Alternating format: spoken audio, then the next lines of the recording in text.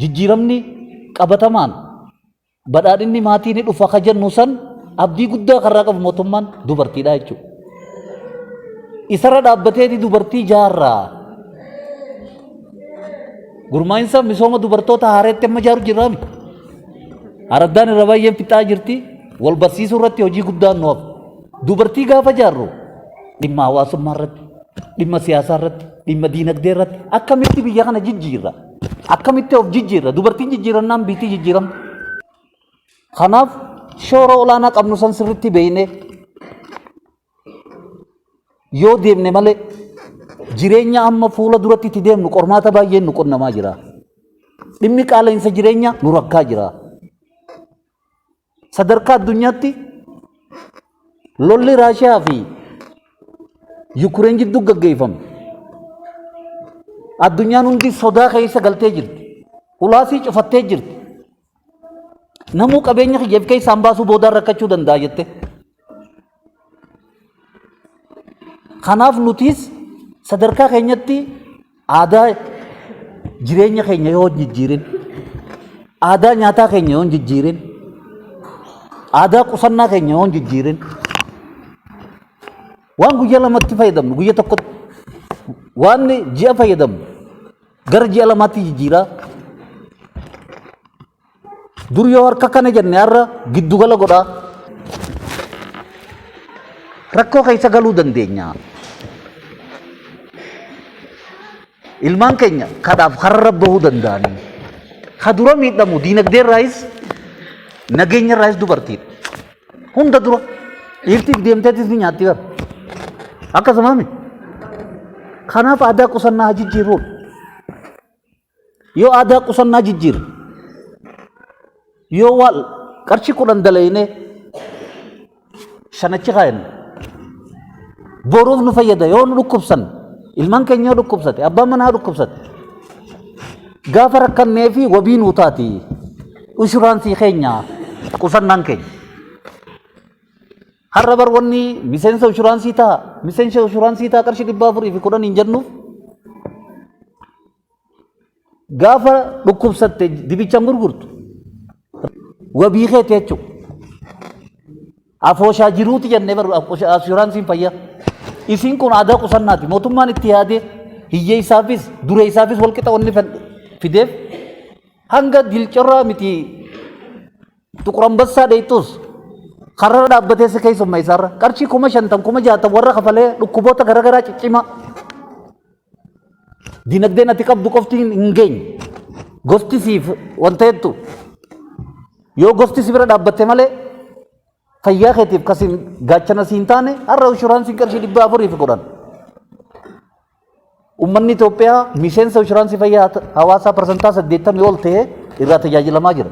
Waldaan ijaaramne waldaa qusannaaf liqii uumne waldaa inni kun deemee booda gara waldaa industiriitti akka ce'u godhuun hayyoon mootummaa guddaan waanuma har'a takka hitteetti biroo lamataa. Kanaaf dubartii waa hundaaf murteessaadha. Keessaa qofana warra boruuf yaadu dubartiin boru ilmaan kana maaliin kannaa jetti bara. Isiin suni aadaa qusannoo keenyaaf ka'umsa guddaadha jechuudha. Boru maaltu uumama jettee yaaddi dubartiin akka warra dhiiraatii miti. Wirtuu lafee duydaati jechuudha diinagdee keenyaaf. Biyyi qusannaa hin qabne diinagdeedhaan cimuu hin dandeessu. Har'a Ameerikaan, Chaayinaan guddattee biyyoota addunyaarraa sooreyyii taate kuni badhaayte kuni waan qusatteef malee yoon qusatiin faayidaan tokko hin jiru. Kanaaf dhimma qusannaa irratti xiyyeeffannaa addaa kanneen mootummaan keenya gubbarraa jalqabee hanga sadarkaa garjallaatti wabii jireenya keenyaaf wabii dhaloota egeree boruutiif waan nuu ta'u kallattii kaayee dubartii jajjabeessee dubartii gurmeessee akka isaan of jijjiiran halkanii guyyaa irratti hojjechaa jira. Isa san keessa tokko baankii siinqeeti. Har'a waa'ee baankii siinqee maqaan sii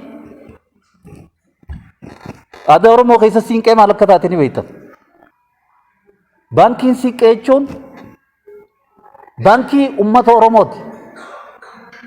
Baankii yeroo jalqabaatiif qonnaan bulaan ijaarrate.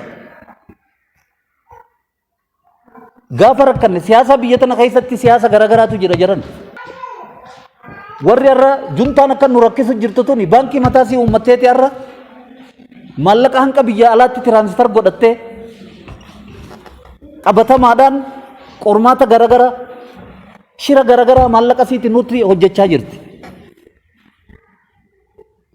Baankiin siiqqee nuuf wabiidha jechuudha. Uummata Oromootiif wabiidha. Gaafa rakkannee sirraa fudhatu. Kanaaf baankii siiqqee qusachuun khaznaafiitti qusachuudha. Ija san ilaallee dubartoonni keenya gurmaa'ee ijaaramee liqiis fudhachaa qusachaa dinagdee isii jijjiiruun biyya jijjiiruudha waan ta'eef ani xiyyeeffannaa addaatiin yoo irratti hojjennee dubartiin teenya taas dhufte qofa osoo hin ta'in tagad jirtus qusannaa buuka banattee waan qabdurraa qusattee guyyaa boruutiif akka qophooytu rakkoo boru dhufu akka dandamattu waamicha koo akka mootummaattis dabarsuun barbaada.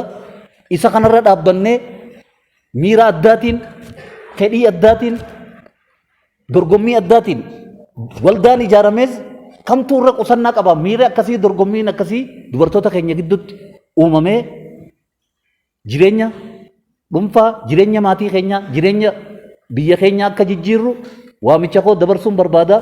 Waan na dhaggeeffattaniif ulfaadhaa galatooma. Kanaaf carraa kallattumaan dhimma dubartii Sa'aadaa Mahammaditti dabarsaa. Hai, tiana buca galatoonfadhaa. Waa sagalii fi wayyaa liqeessite bara kana immoo miliyoona 7 fi 500,000 fi 6,000 liqeessite dubartoota keenyaaf. Kana malees kallattii biraatiinis liqii dargaggoota keenya dhabdootaafis akkasuma liqeessaa turan. Kanaaf jecha baankiin kun keenya jennee beeynee itti qusannee qabeenya qabnu warri daldala baankii daldala Itoophiyaatii qabdanis baaftanii iddoo kana kaa'attanii irraa fayyadamaa ta'uuf hawaasni keenya aadaa qusannoo irratti xiqqoo haalli jiru dadhabaadha. Maaliif aadaa qusannoo kana sirriitti itti fayyadamaa turre?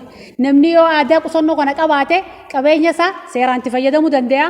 Waan takka boru ol kaa'ate rakkoon isa qannamtu ol ka'ee fudhachuu danda'a. Kanaafuu aadaa takka aadaa qusannoo cimsa baankiin kun.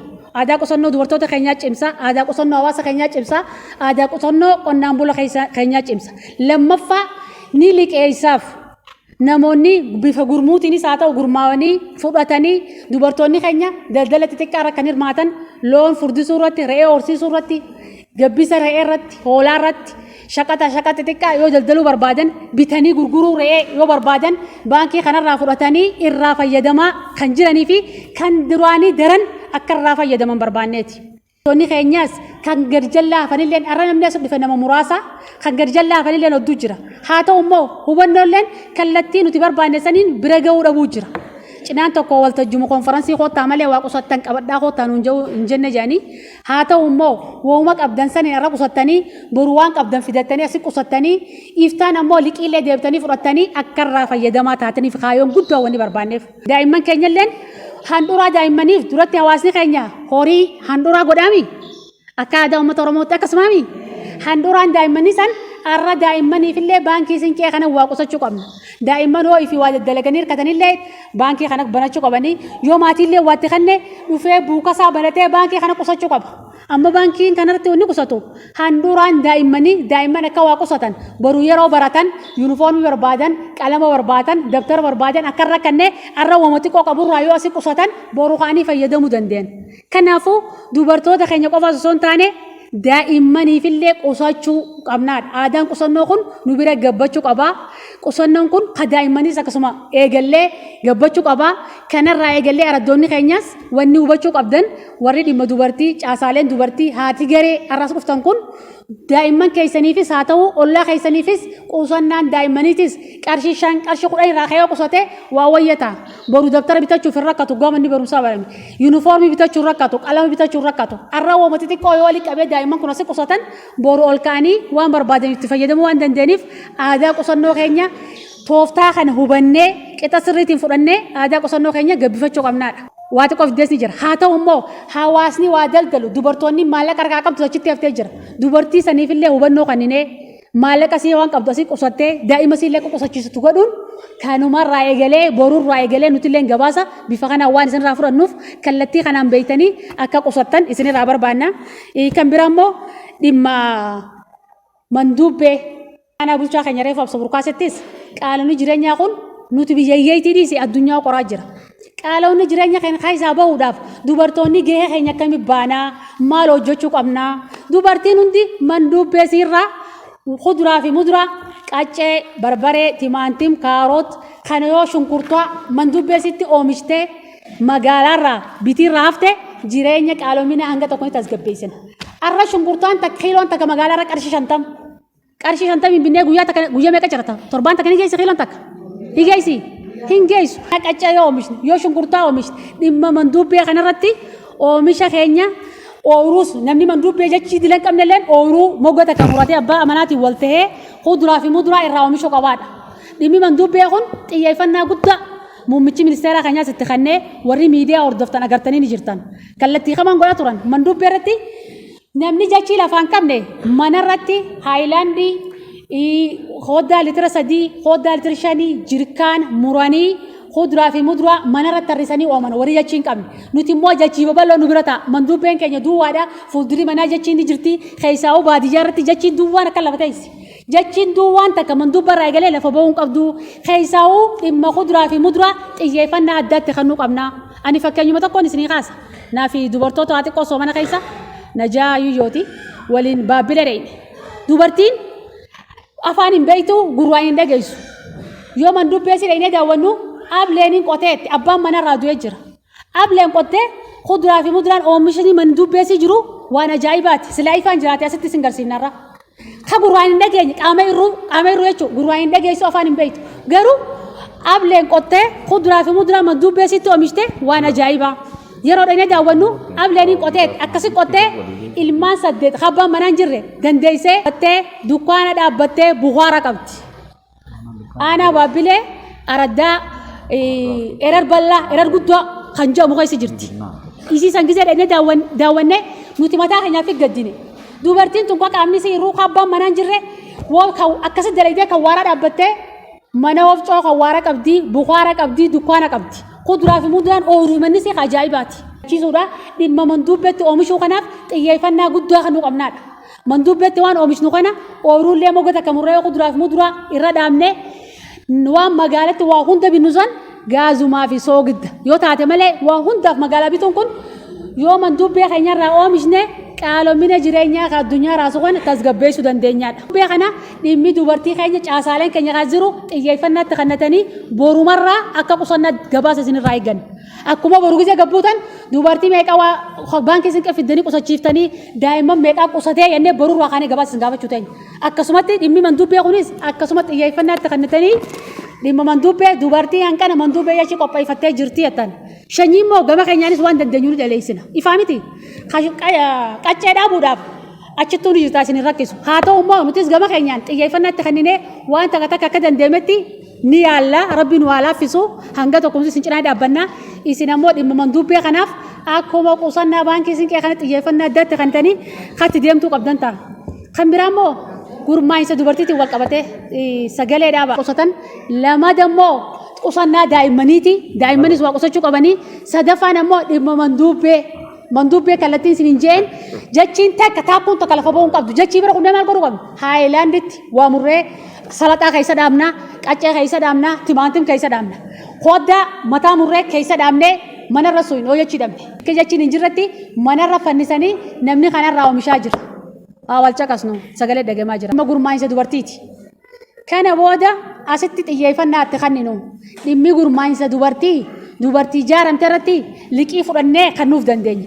Dubartii jaaramte qaama biraa inni ijoo isaa taatu mootummaa isaa taatu akka deeggaramsan goone dhimmi gurmaa'insa dubartii xiyyeeffannaa addaatti kan nu qabnu. Dubartii kallattii sirriitiin kallattiin itti jaartaniif mana teessanii ragaa barreessitan dubartiin haati garee kiyya eenyu dubartii kamii wajjin ijaaramee ijaarsa ollaa kiyya eenyu hin beeytu walis hin barsiifne gurmaa'insa haarayaan isin jaarree gurmaa'insa gamtaa misooma dubartii jettanii bifa haarayaan akka jaarmu jennee jirra. Araddoonni galchitaniis dogoggora qaba. Takka raguma jaartanii dubartiin san waliin beeytu haati gareeti eenyuun beektu ijaarsa ollaa kiyyan beektu. Kanaafuu kana booda raayyaa misooma damee dubartii kan jiru hin jiru. Maaltu jira? Gurmaa'insa gamtaa misooma dubartootaa jira.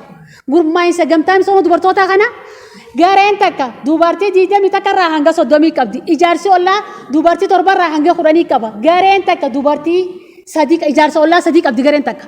Kanaafuu dubartii umriin 15 ol takkaafuu qabdu ijaarsa keessa galchuu qabdan. Warri kum takka fiddan, warri 700 fiddan, warri 900 fiddan irra deebi'a ijaarsa si kallattii sirriitiin ijaara.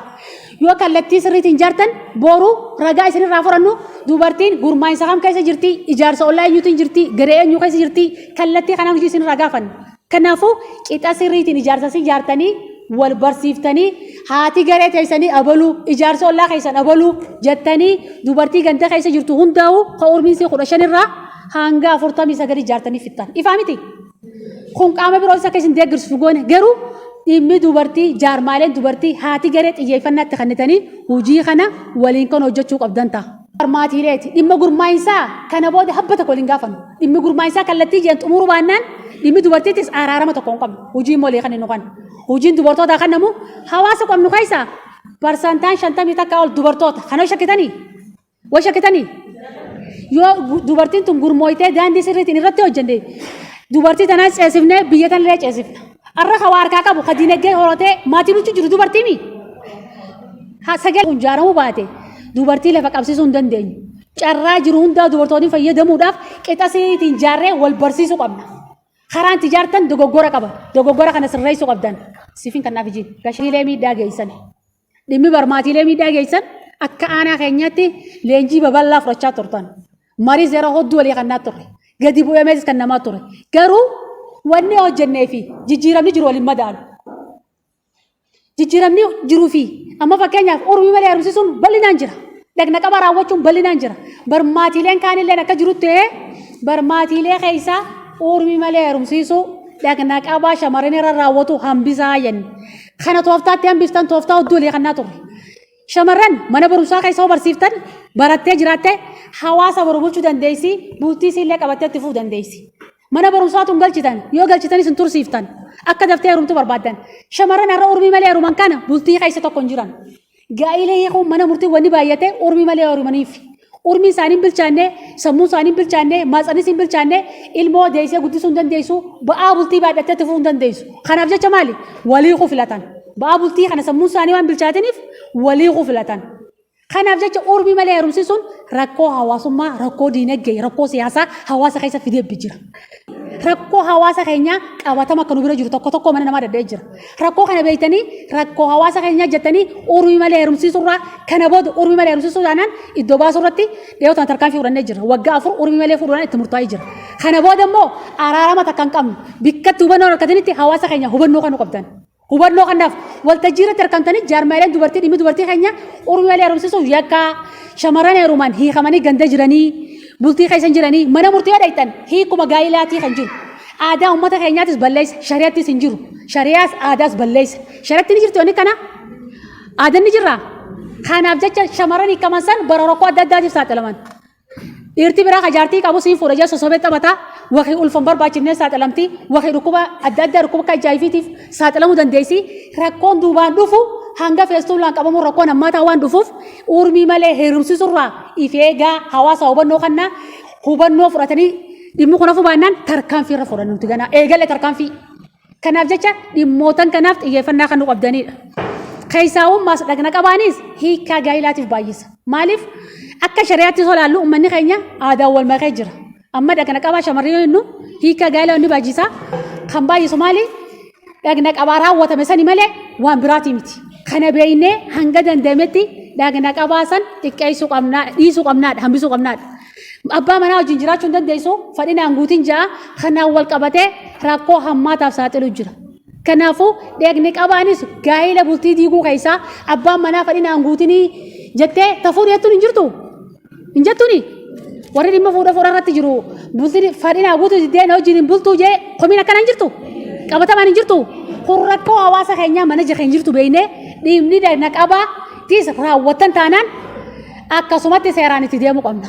Dhimmoota amma xiyyeeffannaatti kannatan kana sirriitti xiyyeeffannaatti kannatanii خاتي ديمو قبضنتها أنا كولي قالتي دموني jaarmaalee dubartii liigii dubartii haa ta'u federeeshinii dubartii haa ta'u waldee dubartii jaarmaalee dubartii haadha garee yoo jaarmaalee dubartii kana qabatan dhimmi dubartiitis waliin hojiin keessan ni cima.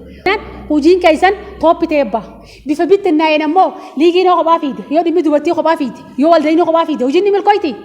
Hin milkii keessan bifa sirriitiin jaartanii haadha garee cimtuu buuftanii fi hojii feetan irratti hojjettanii dubartiin keenya diinagdee hin akka dandeessistu. Dubartiin keenya oomishaan oomishtummaa isii dabaltee maatii isii barsiiftee iddoo olaanaa akka geessu godhuun dubartii barsiisuun maatii barsiisuu jedhan. Isinii kan inni irratti xiyyeeffannaa addaa kennitanii jaarmaaleen jiru miseensa qabaatee liigii dubartii miseensa isii horattee cimtee waldeenii dubartiitis miseensa isii horattee cimtee hojii raawwachiiftuu isaanii hojii keessa galchanii kallattii kanaan jaarmaaleen dubartii sadarkaa araddaa jirus lubbuu hortee gurmaa'insa lubbuu horee hojiin dubartii kallattii feeneen garee geggeelchine irratti hojjechuu dandeenya jechuudha. Kanaafuu akka waliigalaatti jaarmaalee kana cimsuus gahee dubartii keessaa takka hojiileen amma ijoo inni olii kannine kun xiyyeeffannaatti kannine dubartoonni keenya akka diinagdee if danda'an akka baratanii iddoo olaanaa ga'an amma nuti fakkeenyaaf akka aanaa keenyatti olaallu bar dubartiin keenya bulchaadhaa meerra bulchaan keenya dubartii akkasii miti kun onnee nutti naru dubartii yoo barsiifne barbaadu ol baatee barsiifti. Pirezidaantii ta'uu dandeessi. Ministeera akka seentu godhuu qabnaa bar maali na goon yoo sirriitti barsiifne sirriitti yoo barsiifne amma dubartii mana barumsaatti gisee arginu arrani dhayti borumni hafti guuza qabnaa arra oomisha walii qabnaa arra shanjii facaafnaa sababa adda addaatiin mana barumsaa irraa hambiftan ijoollummaan mana barumsaa arginu sanuu barreessitee dubbisuu hin dandeessu rakkoon keenya maaliif kan qixaa sirriitiin waan hin barataniif yoo immoo baajeta mootummaan barnoota kana baasu garree qonnaan bulaa keenya bishaanii rakkatu kana bishaan mana mana naqa baajenni barnootaa baasu. Daandii ispaaltii godhee mana mana baaka daandii kana rakkachaa jiru baajenni barnootaa bahu. Baajenni bahu kunillee baajeta keenya nuuf bahaa qonnaan bulaa nuuf kafalee garuu irraa fayyadamaa jirru ijoolleen keenya qixa sirriitiin yoo barattee irra boru sadarkaa ministeeraa dheedhee bulchaa taati. Biyya kana bulchitu qoruu qabna.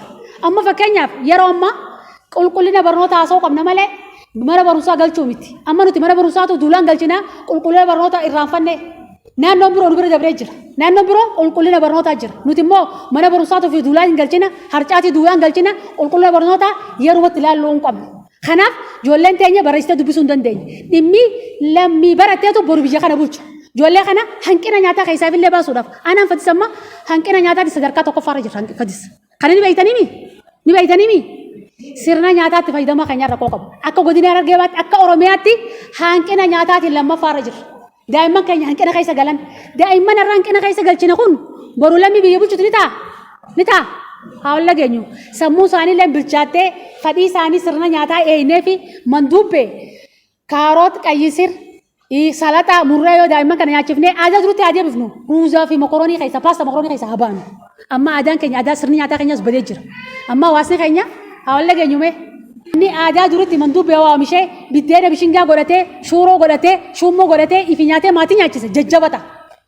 Amma paastaa fi mokorooniin kun salphaa ta'e namni paastuma galii fudhatte kanna warri paastaa nyaatu bishaan litirka kolfuru dadhabee dadda hin qabu ni jirti hin jirtu.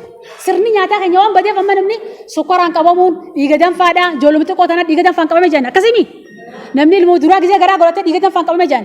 Kanaaf jecha sirna nyaataa keenya jijjiiruu qabna. Dubbee waamishne nyaata keenya bishingaa biddeena kannaaf shooroo daakaa kannaaf shummoo godhaa kannaaf namni jabata ijoolleen hanqina keessa hin galtu.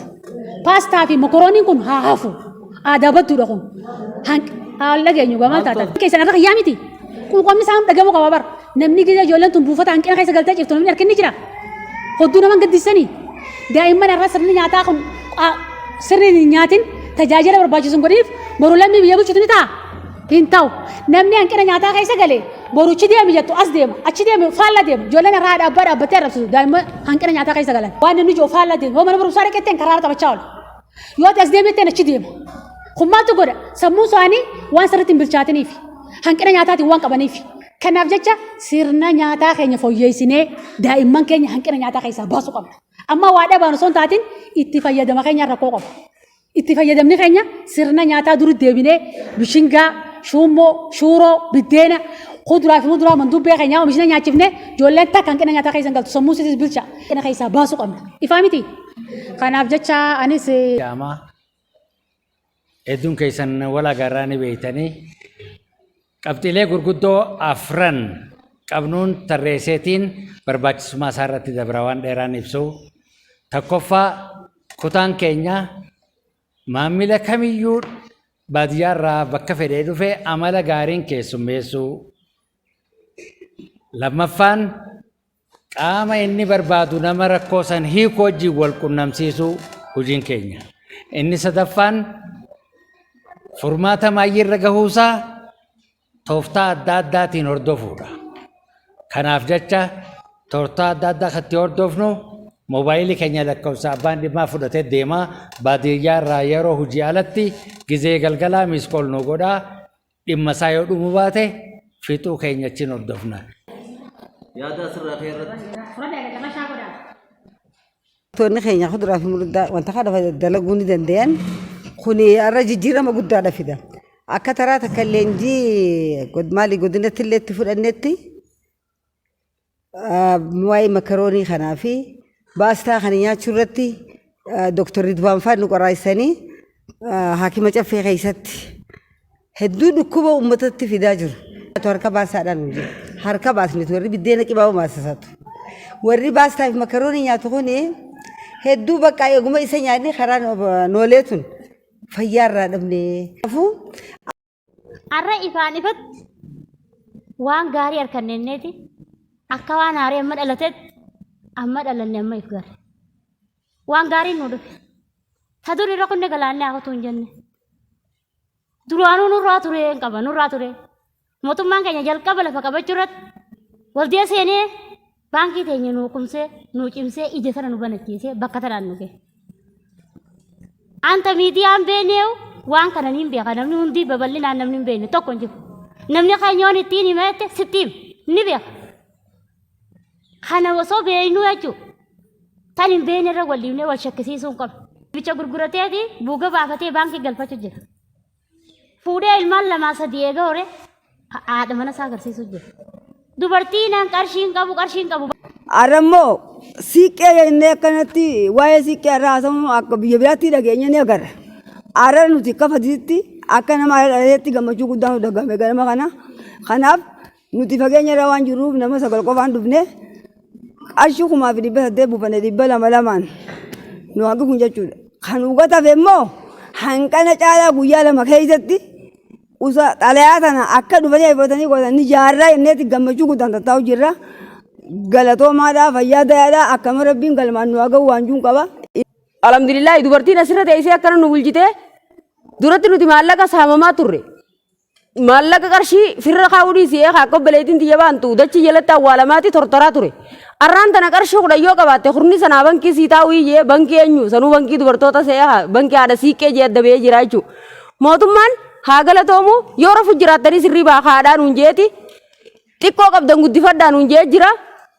Haa yoo rabbi jee hanqa guddannee if dandeenya jennee mootummaa keenyaa galata galchinu dhugatti mootummaa ni galatoonfanna haa galatoomu jechuun barbaada. Ni sinjiru mana keenya.